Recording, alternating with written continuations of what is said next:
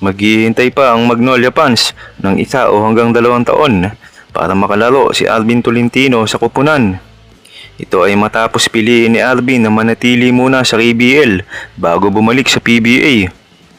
Si Alvin Tolentino ay nakatangdang i-honor ang kanyang natitirang kontrata sa Seoul SK Knights at magpapatuloy sa paglalaro para sa Korean Basketball League sa darating na season ng KBL.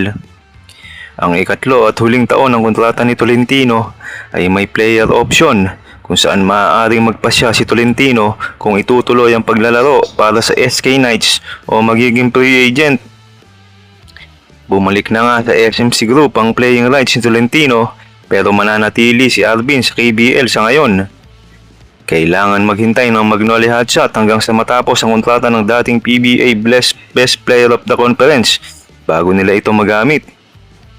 Pinatibay nga ng Magnolia Hotshot ang kanilang future sa pamamagitan ng pagkuha ng mga karapatan sa PBA ni Alvin Tolentino mula sa Titan Ultra kapalit ng mga karapatan kay William Navarro na nagbibigay ng pagkakataon sa prangkisa na magdagdag ng isa sa mga nangungunang forward ng bansa. Gayunpaman, hindi pa makikita ng mga tagahanga ng Magnolia si Tolentino sa isang hotshot jersey. Pinili ng reigning KBL standout i-honor ang natitirang mga taon ng kanyang kontrata sa Seoul SK Knights na pinapanatili siya sa South Korea para sa Korean Basketball League.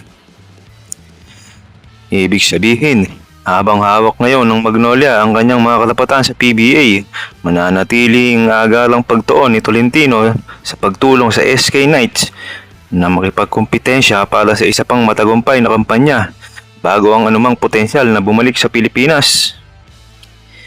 Si Alvin Tolentino na nga kaya ang nawawalang pyesa para sa kampyonato para sa Magnolia sa kanyang pagbabalik sa PBA. Pero medyo matagal-tagal pa nga ang paghihintay ng Magnolia para nila magamit itong si Alvin Tolentino. Abangan natin ang muling pagbabalik ni Alvin Tolentino suot ang jersey ng Magnolia Hotshot. Kamusta mga idol? Sports Zone PH para sa sports news and update.